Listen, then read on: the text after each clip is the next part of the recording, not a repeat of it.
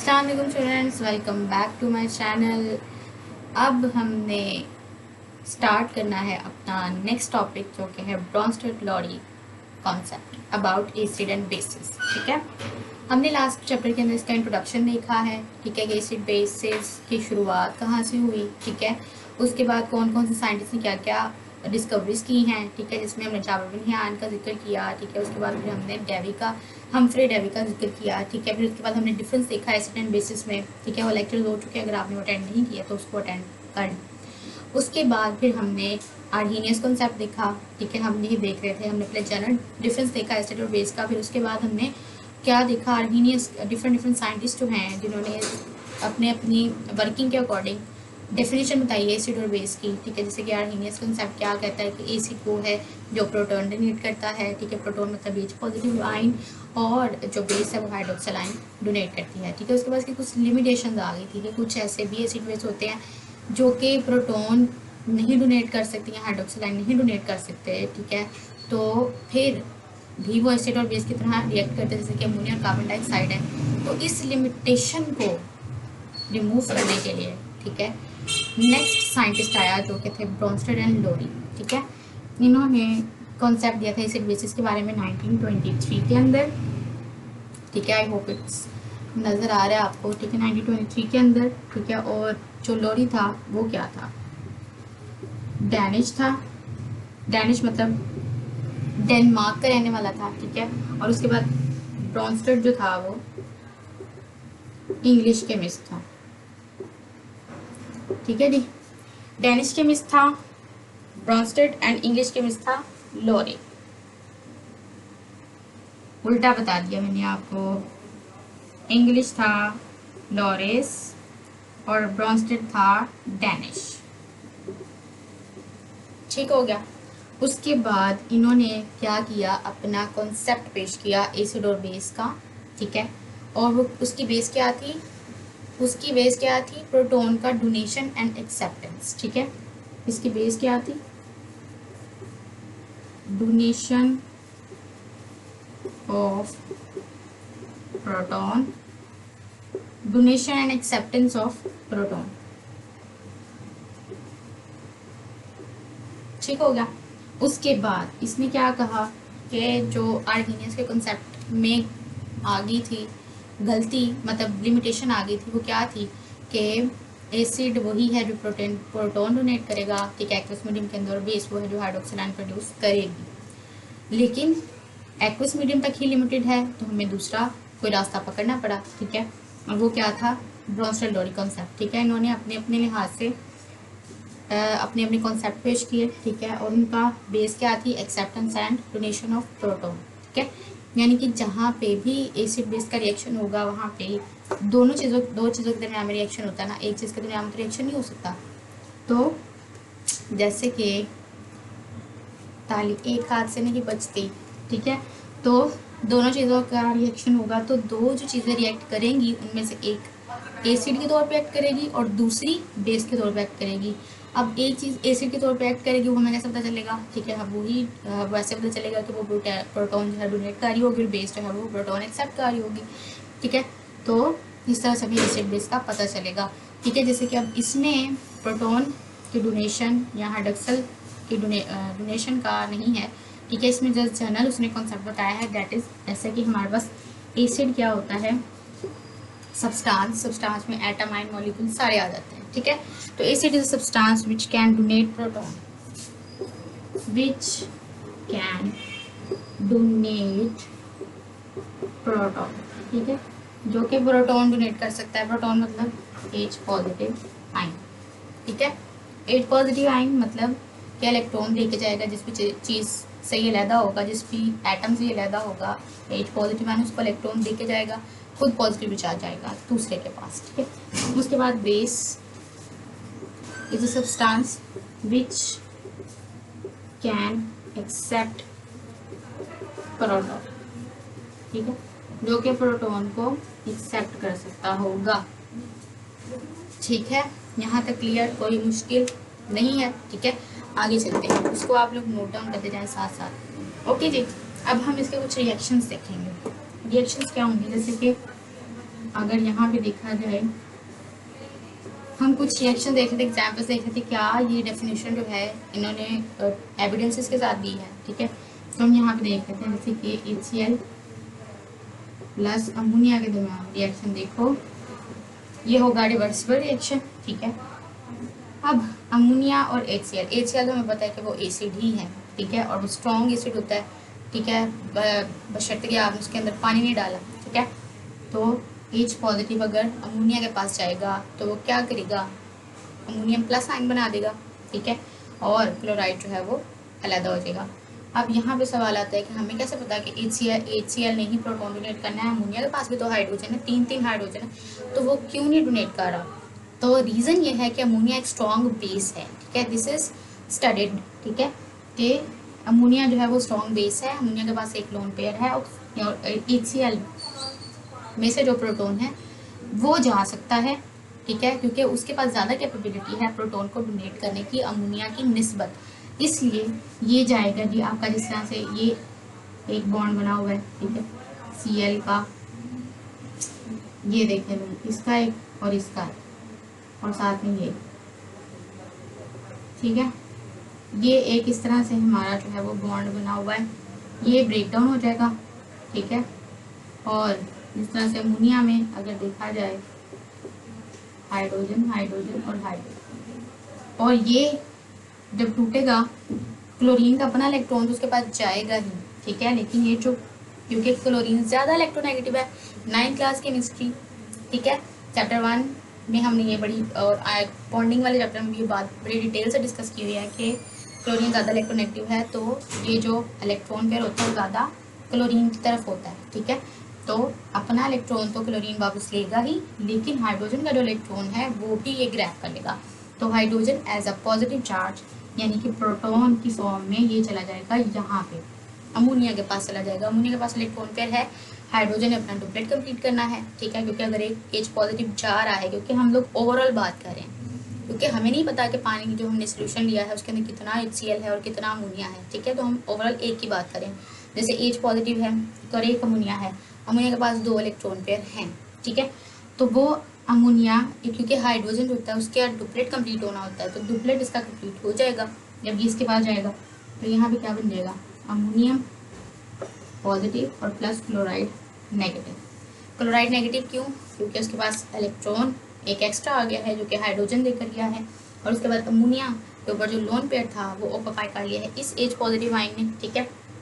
अगर 2 HCl होंगे तो 2 H पॉजिटिव रिलीज हुए होंगे, ठीक है, वो दोनों जाएंगे इसके पास, ठीक है, और ये हाइड्रोजन जो है अपना डुप्लेट कंप्लीट कर लेगा, ठीक है, और अमोनिया के ऊपर से ये लोन पेयर जो है ये मिटने की वजह से पॉजिटिव चार्ज आ जाएगा, क्लियर, ठीक है। तो ये हो गया हमारा रिएक्शन जी, बिल्कुल सही बात की, क्योंकि इसने प्रोटॉन डोनेट किया, तो ये हो गया जी हमारा एसिड, प्यारा सा एसिड, ठीक है, और क्योंकि इसने अमोनिया ने ये प्रोटॉन जो है वो एक्सेप्ट किया है, तो ये होगी हमारी प्यारी सी बेस, ठीक है। और इसका रिएक्शन होने के बाद हमें क्या चीज़ मिली है, हमें ये चीज़ मिली है जी, अमोनियम आयन बन गया, यानी कि ये हमारा बन गया है कॉन्जुगेट एसिड, क्या बन गया है, कॉन्जुगेट एसिड बन गया, और जो क्लोराइड है ये हमारी क्या बन गया है, कॉन्जुगेट बेस, यहाँ पे नेगेटिव चार्ज है वो इलेक्ट्रॉन पेयर को ही शो कर रहा है, ठीक है, कॉन्जुगेट बेस, ठीक है। अब कॉन्जुगेट का मतलब क्या है, कॉन्जुगेट का मतलब ये होगा कि पेयर बन गया भाई, एसिड और बेस, कॉन्जुगेट एसिड और बेस का पेयर बन गया है, एसिड और बेस का, ठीक है, जो कि रिस्पेक्टिव एसिड से, एसिड ने प्रोटॉन रिलीज करके बनाई है कॉन्जुगेट बेस, और बेस ने अमोनिया यानी कि हाइड्रोजन को ग्रैब करके प्रोटॉन को एक्सेप्ट करके बनाई है रिस्पेक्टिव एसिड, कॉन्जुगेट एसिड, ठीक है। I hope it's clear, okay. हम अब आगे चलते हैं, जैसे कि अगर एक और एग्जाम्पल देखी जाए, 2-3 को देख लेते हैं,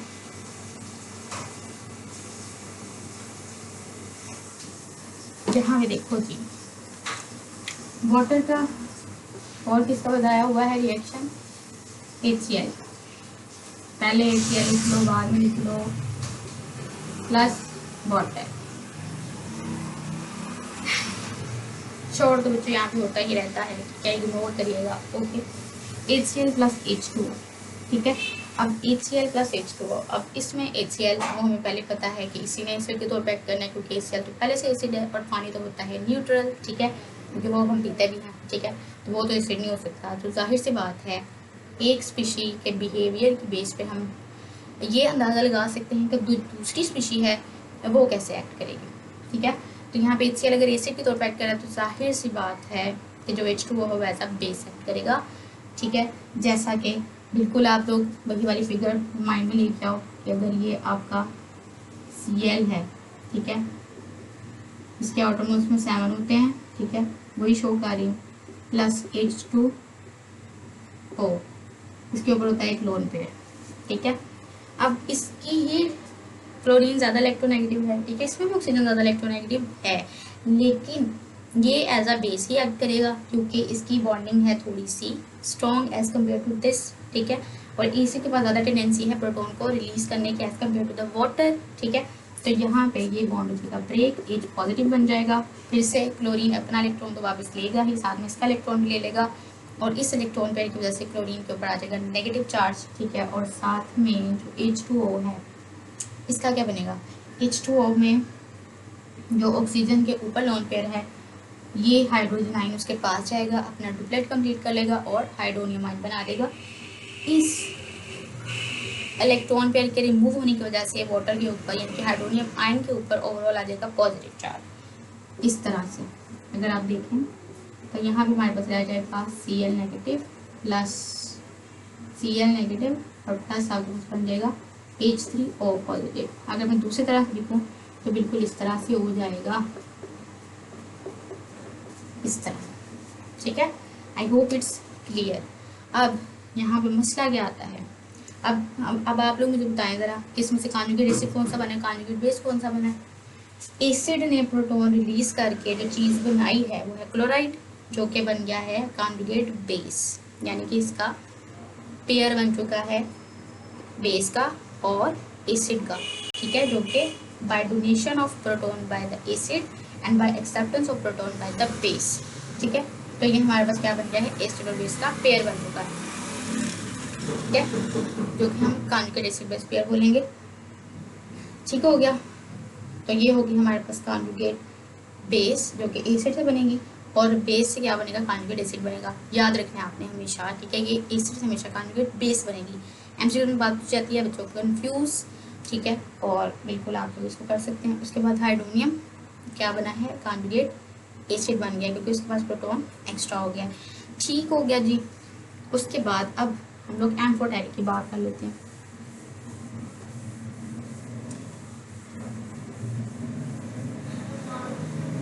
एम्फोटेरिक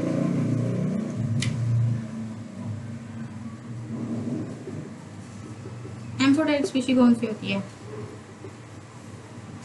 एम्फोटेरिक स्पीशी कौन सी होती है भाई, ये ऐसी स्पीशी होती है बच्चों, ये मैं क्या बताऊँ आपको, ऐसी स्पीशी होती है जो कि बहुत शॉर्ट रहती है बाहर, इग्नोर एटमोसफेयर, यानी कि एटमोस्फेरिक स्पीशी कह रही हूँ। एम्फोटेरिक स्पीशी जो होती है वो एज एन एसिड और एज एन बेस दोनों की तरह रिएक्ट कर सकती है, ठीक है। एम्फोटेरिक स्पीशी एसिड और बेस दोनों की तरह रिएक्शन परफॉर्म कर सकती है, दोनों की तरह एक्ट कर सकती है, दोनों की तरह बिहेव कर सकती है, दोनों की तरह अपनी नेचर शो कर सकती है, दोनों की तरह बिहेव कर सकती है, ठीक है। ओ जैसा कि इसकी बेस्ट एग्जांपल है वाटर। वाटर कैसे हो सकता है भाई एसिड और बेस, चलें इसको देखते हैं। जो इसने हमें कहा है कि भाई एम्फोटेरिक भी कुछ स्पीशी होती है, तो वो हम देख लेते हैं कौन सी है वो स्पीशी, ठीक है। वाटर है, ठीक है, तो हम देख लेते हैं जैसे कि अगर अमोनिया के साथ इसका रिएक्शन करवाया जाए प्लस H2O, इसका रिएक्शन करवा क्या होगा, इसके ऊपर एक लोन पेयर होता है वाटर का, अगर खोल के लिखा जाए तो कुछ इस तरह से होता है, एक लोन पेयर इसके ऊपर भी होता है। ये बेस है, ठीक है, ये स्ट्रॉन्ग बेस है, ठीक है, हमने आर्गेनिक कॉन्सेप्ट में ही देखा हुआ है कि जो अमोनिया है वो बेस है, ठीक है, वहीं से हमें पता चला, ठीक है। और वैसे भी NH3 बेस ही है, बचपन से पढ़ते आ रहे हैं हम ये बात, ठीक है। चले बचपन में नहीं पढ़ा तो अभी तो पता चल गया ना, ठीक है, बेस, ओके। तो अब वाटर क्या करेगा, वाटर इसकी जो बॉन्डिंग है वो स्ट्रॉन्ग है, हाइड्रोजन की नाइट्रोजन के साथ जो बॉन्डिंग है वो समवट स्ट्रॉन्ग है as compare to the water here, ठीक है। तो यहाँ पे प्रोटॉन जो डोनेट करना पड़ेगा वो हाइड्रोजन को ही करना पड़ेगा, ठीक है। तो एसिड क्या है, एसिड क्या है जो कि प्रोटॉन डोनेट करता है और बेस क्या है जो प्रोटॉन एक्सेप्ट करता है, ठीक है। तो इसकी बॉन्डिंग क्योंकि वीक है एज़ कम्पेयर टू दिस, तो यही प्रोटॉन डोनेट करेगा, इसका ये टूटेगा बॉन्ड, ठीक है। और क्या हो जाएगा, इसके ऊपर जो लोन पेयर है, ये जो H पॉजिटिव आयन आएगा यहाँ से वो यहाँ पे आ जाएगा, इसके ऊपर आके अटैक करेगा, ये बन जाएगा हमारे पास NH4 पॉजिटिव। पॉजिटिव चार्ज क्यों आए, क्योंकि ये लोन पेयर उसने ऑक्यूपाई कर लिया है, ठीक है। इसके रिमूव होने की वजह से पॉजिटिव चार्ज आ गया। प्लस पीछे क्या बचा हमारे पास, पीछे हमारे पास क्या बच गया, OH नेगेटिव, नेगेटिव चार्ज क्यों आया, इस लोन पेयर की वजह से, ठीक हो गया। तो यहाँ पे वाटर ने एज अ बेस मतलब एज एन एसिड रिएक्ट किया कि उसने प्रोटॉन डोनेट किया है। कोई भी चीज़ प्रोटॉन डोनेट करेगी वो होगी acid according to the Bronsted Lowry concept. Arrhenius का कहता है कि एसिड जो है वो प्रोटॉन डोनेट करता है और बेस क्या है जो हाइड्रोक्सिल आयन डोनेट करती है। लेकिन यहाँ पे क्योंकि उसने उसकी लिमिटेशन ये थी कि कुछ बेसिस ऐसी होती है जो हाइड्रोक्सिल आयन नहीं डोनेट करती हैं, जैसे कि अमोनिया है, ठीक है, लेकिन वो बेसिक कैरेक्टर शो करती है, तो वो बेसिक कैरेक्टर शो करती है। तो ये बात उसने प्रूव कर दी, हाँ जी ये बेस के तौर पर एक्ट कर रही है, ठीक है, क्योंकि यहाँ पे वाटर आपका एसिडिक कैरेक्टर शो कर रहा है जो कि एम्फोटेरिक है। कैसे एम्फोटेरिक है, अब एक और एग्जांपल देखते हैं, जैसे कि HCl प्लस वाटर की एग्जांपल अगर हम दें, HCl हाइड्रोजन जो है यहाँ से रिलीज होगा, HCl एसिड है, स्ट्रॉन्ग एसिड है, ये हो जाएगा यहाँ से रिलीज H पॉजिटिव की फॉर्म में, वही वाला सिस्टम जो पीछे से इलेक्ट्रॉन है इसका भी और इसका भी, क्लोरीन दोनों ही ग्रैब कर लेगा, H पॉजिटिव की फॉर्म में हाइड्रोजन यहाँ से जाएगा और यहाँ पे जो लोन पेयर है वहाँ पे आके ऑक्यूपाई हो जाएगा। हमारे पास क्या बन जाएगा, हाइड्रोनियम आयन प्लस क्या बन जाएगा, क्लोराइड, ठीक है। अब यहाँ पे देखो जी, ये हमारे पास बन गई कॉन्जुगेट बेस, ये बन गया कॉन्जुगेट एसिड, किससे बना, इससे बेस से कॉन्जुगेट एसिड बनेगा और एसिड से कॉन्जुगेट बेस बन गई। लेकिन यहाँ पे ये एज एन एसिड एक्ट कर रहा है और ये एज अ बेस, क्योंकि यहाँ पे ये प्रोटॉन दे रहा है, यहाँ पे वाटर प्रोटॉन दे रहा था वो एसिड के तौर पर एक्ट कर रहा था, यहाँ पे HCl प्रोटॉन दे रहा है तो वो एसिड के तौर पर एक्ट कर रहा है, ठीक है। तो ये होता है एम्फोटेरिक नेचर कि जब दूसरे के लिहाज से कोई स्पीशी जो है अपनी नेचर को तब्दील करे उसको हम कहते हैं एम्फोटेरिक, ठीक है, जो कि that can act both like acid and base, ठीक हो गया। तो ये होती है जी बात। अब बात ये भी है कि जो ब्रॉन्स्टेड-लॉरी का कॉन्सेप्ट है ये भी कोई इतना ज़्यादा यूनिवर्सल नहीं हो सका, इसकी भी कुछ लिमिटेशन निकल ही आई थी, जैसे जैसे मज़ीद इसके ऊपर स्टडी की गई तो इसकी भी कुछ लिमिटेशन निकली। और क्या लिमिटेशन थी, जैसा कि हम इसकी लिमिटेशन देख लेते हैं।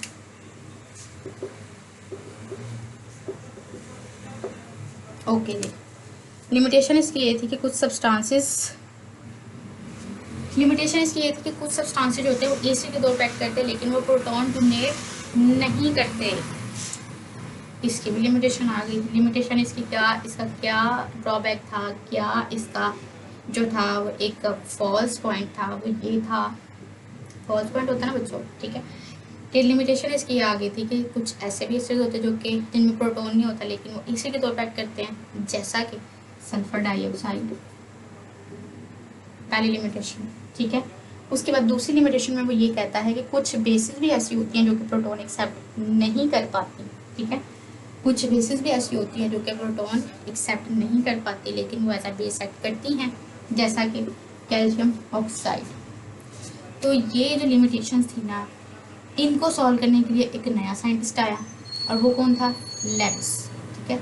इसके बाद नेक्स्ट लेक्चर में हम लेविस कॉन्सेप्ट को भी डिस्कस करेंगे। आई होप आपको ये पूरा लेक्चर समझ आया है, ठीक है। आपने नोट्स वगैरह साथ साथ ले लिए हैं तो कोई मुश्किल नहीं बच्चों आपके लिए, ये बिल्कुल बहुत ईजी है, ठीक है। सबसे पहले मैंने इसकी डेफिनेशन बताई, दोनों साइंटिस्ट का ताल्लुक कहाँ से था वो बताया, किस सन में इसने बताया हमें, उस एसिड बेस की डेफिनेशन इनके अकॉर्डिंग क्या है, उसकी बेस क्या थी, ठीक है। उसके बाद हमने इसकी एग्जाम्पल्स देखी जो कि रिएक्शंस थे, ठीक है। उसके बाद फिर हमने एम्फोटेरिक स्पीशी देखी कि कौन सी होती है एम्फोटेरिक स्पीशी। इसके बाद हमने इसकी लिमिटेशंस देखी, ठीक है। तकरीबन 7-8 पॉइंट बनते हैं, इस तरह से हेडिंग देख के लिखोगे तो आपको फुल मार्क्स मिलेंगे, I guarantee. Okay clear. Limitations की क्या थी कि कुछ एसिड ऐसे होते हैं जो कि प्रोटॉन डोनेट कर सकते लेकिन वो एसिड है, कुछ बेसिस भी ऐसे होते हैं जो प्रोटॉन एक्सेप्ट नहीं कर सकते लेकिन वो बेस है। जैसे कि आर्हीनियस के कॉन्सेप्ट में था कि कुछ एसिड ऐसे भी होते हैं जो कि प्रोटॉन, जिनमें प्रोटॉन नहीं होता, ठीक है, या फिर कुछ बेसिस भी ऐसी होती हैं जिनमें हाइड्रोक्साइड आयन नहीं होता, ठीक है, जैसे कि कार्बन डाइऑक्साइड को सारा पता। ठीक है, तो अब हम नेक्स्ट लेक्चर के अंदर मिलेंगे, तब तक के लिए थैंक यू सो मच। अगर पसंद आई हो तो मेक श्योर टू लाइक, ठीक है, thank you so much, next lecture में मिलते हैं।